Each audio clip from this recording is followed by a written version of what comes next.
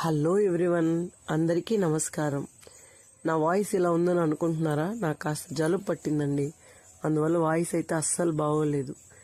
పౌర్ణమి పూజ మా ఇంట్లో చేసుకున్న పూజ. ఆ రోజే గ్రహణం కూడా కదా, కాస్త త్వరగా చేసేసుకొని ఆరు గంటలలో అట్లా చేసేసుకున్నాము. తర్వాత యథావిధిగా గ్రహణం పట్టు స్నానం, విడుపు స్నానం అన్నీ చేసుకొని ఇంట్లో యథావిధిగా దేవతామూర్తులందరినీ తుడిచి అలంకరించి మరుసటి రోజు యథావిధిగా పూజ ప్రారంభమైంది.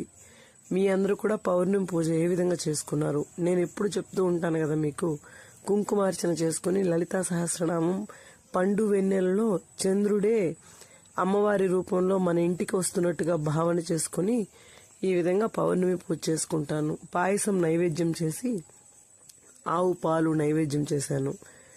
మీ అందరికీ నా పూజ నచ్చినట్లయితే లైక్ చేయండి, సబ్స్క్రైబ్